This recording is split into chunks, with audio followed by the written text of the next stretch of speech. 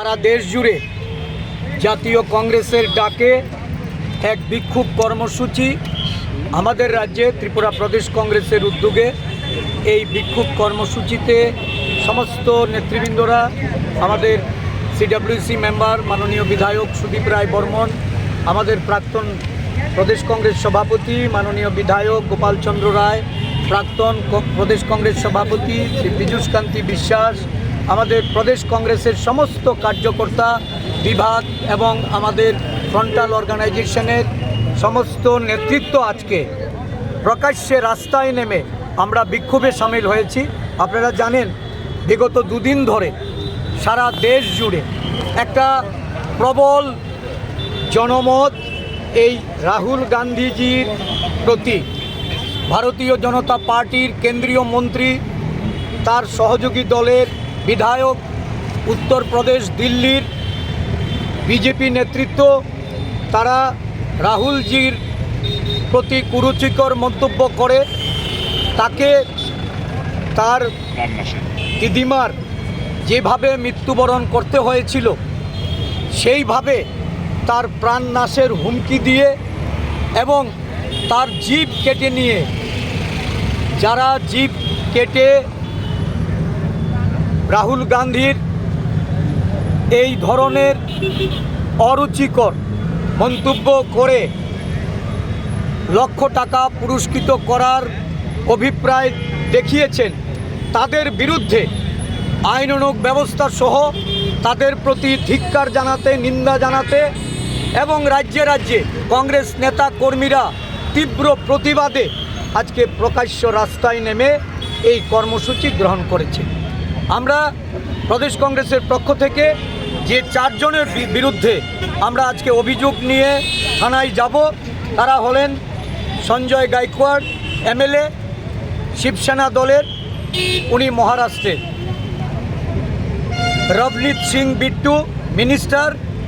Government of India, উনি পাঞ্জাবের; mister Tarvinder Singh x BJP MLA Delhi, এবং রঘুরাজ সিং উত্তরপ্রদেশের মন্ত্রী। এই চারজনের বিরুদ্ধে আমরা আজকে অভিযোগ দায়ের করে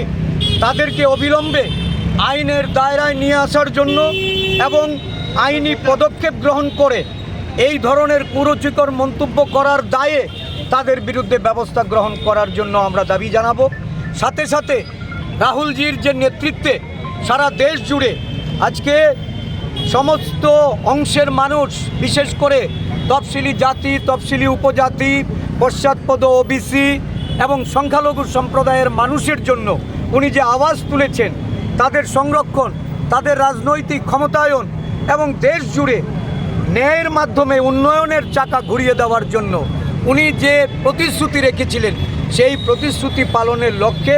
উনি দেশ জুড়ে জনমত প্রতিষ্ঠা করার লক্ষ্যে যেভাবে এগিয়ে যাচ্ছেন, যেটা দেখে বর্তমান বিজেপি শাসক দল এবং তার দেশের সরকার তারা ভয়ভীত হয়ে অন্যায়ভাবে এই ধরনের অসাংবিধানিক, অগণতান্ত্রিক মনোভাব নিয়ে আচরণ করে তারা রাহুল গান্ধীকে জব্দ করতে চাইছে। আমরা কংগ্রেস দল সারা দেশব্যাপী লক্ষ লক্ষ কংগ্রেস কর্মীরা তারা বুঝিয়ে দিতে চাই, রাহুলজির পাশে আমরা আছি। কংগ্রেস দলকে এই ধরনের কুরুচিকর, অন্যায় এবং অগণতান্ত্রিক, অসাংবিধানিক বাক্য ব্যয় করে কেউ থামিয়ে দিতে পারবে না। কংগ্রেস দল রাহুল গান্ধীর জন্য শুধু রাস্তায় নামা নয়, রক্ত দিতে প্রস্তুত। কংগ্রেস দল এই ধরনের আচরণের যারা করেছে তাদেরকে উপযুক্ত আইনি শাস্তি দেওয়ার জন্য আন্দোলন চালিয়ে যাবে। এই আন্দোলন আজকে শুরু হয়েছে ত্রিপুরা রাজ্যের আগরতলা থেকে। আমরা আগামী দিন সারা রাজ্য জুড়ে জনমত গঠনে এটা আমরা ছড়িয়ে দেব। আগামী 23শে সেপ্টেম্বর রাজ্য জুড়ে আমরা এই রাজ্য সরকারের তারা যারা আইনের শাসন প্রতিষ্ঠা করতে ব্যর্থ, এই রাজ্যে মহিলা নির্যাতন হচ্ছে, বিরোধী দলের অফিস